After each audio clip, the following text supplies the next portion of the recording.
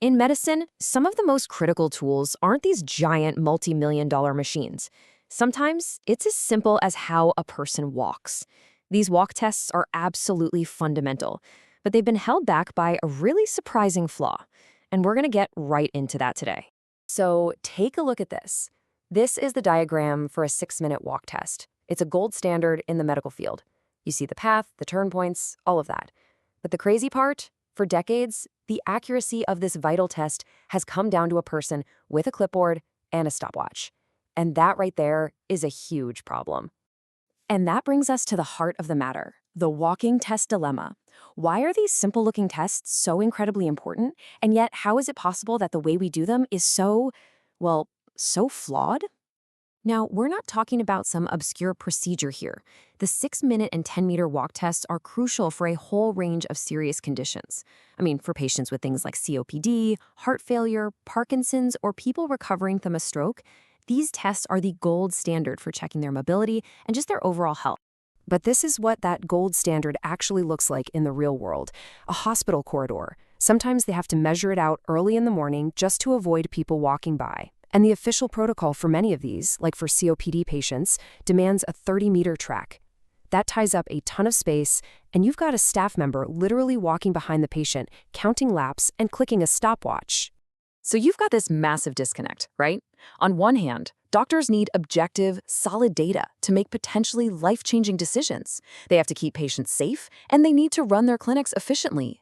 But what do they get from this manual method? Human error, risks to the patient, and a huge time sink for their staff. And this isn't just a minor inconvenience. The source material puts it bluntly, the whole process is riddled with inefficiencies. What that really means is the data can be unreliable. You can get different results from different testers on the same day, which makes it incredibly hard to actually track if a patient is getting better or worse. Okay, so let's dig into that a little deeper, because these aren't just abstract problems. They have serious, real-world consequences, both for the patients and for the hospitals trying to care for them. So what's really at stake here? First off, patient safety. For someone with a serious condition, this test can be exhausting. There are real risks of falling or having their blood oxygen drop to dangerous levels. Then there are the logistics. Just finding and blocking off a 30-meter hallway is a nightmare for a lot of clinics. And maybe most importantly, the data itself is just fuzzy. Human bias, miscounting laps, it all leads to data gaps that can undermine the whole point of the test. But what if there was a way to fix all of this at once? And that brings us to the solution, a true breakthrough that completely rethinks how we measure the way people move. How do you even begin to tackle 3 huge problems, space, cost, and accuracy, all at the same time, without making some kind of big compromise? Well, the answer is surprisingly simple, and it has everything to do with repurposing a technology that uses light to see the world. The big idea here is just brilliant. Most of us think of LiDAR as the eyes on a self-driving car or a robot, right? It's a moving sensor mapping a static world. The breakthrough was to just flip that concept on its head. You take a static sensor, and you have it watch a moving person. It's a perfect example of how just shifting your perspective can solve a really complex problem. And this is it. It's called the AWT-100. It's this compact, totally automated system. That one little LiDAR sensor automatically tracks the patient in real time. There are no wearables, no one counting laps, no stopwatches. It just watches the person walk. And here is the magic number, 20 meters. But get this, that's the radius of its measurement area. Just think about that for a second. That old 6-minute walk test needs a 30-meter straight line. A 20-meter radius gives you a massive 40-meter bubble to work with. That whole 30-meter track problem, it just completely disappears. No more searching for a long, empty corridor. It's an absolute game changer. So the tech is really clever, for sure. But what does it actually mean for doctors and their patients? Let's talk about the impact and see how this new kind of data really makes a difference. Remember, the old way, the manual method.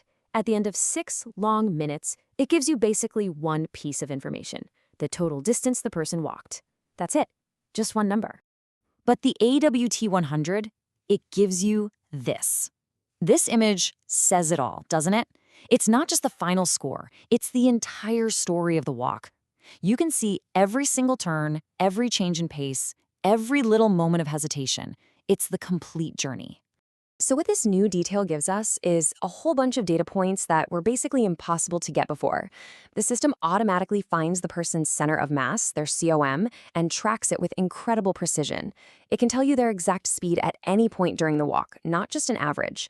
It spots subtle gait patterns, like how fast they take a turn, and it can even see if a patient is favoring one side of their body, a huge indicator in stroke recovery. And this is why all that data matters so much. We're talking about a massive clinical impact. A doctor can now objectively spot those hesitation patterns that are early signs of Parkinson's or Alzheimer's. They can measure that unilateral bias to see if stroke rehab is actually working. By doing these tests regularly, they get hard objective data on whether a new drug is helping or how physical therapy is going. A person's gait literally becomes a new digital biomarker for their health. So what we're really looking at here isn't just a small improvement. It's a fundamental shift in how we even think about mobility assessment. It's pointing the way to a much more automated, data-driven future for healthcare. And this chart really just lays it all out. The old legacy systems, like those fancy pressure-sensitive mats, they can cost $60,000 or more, and you're stuck with the length of the mat. Camera systems, they get complicated and lose accuracy the further you go.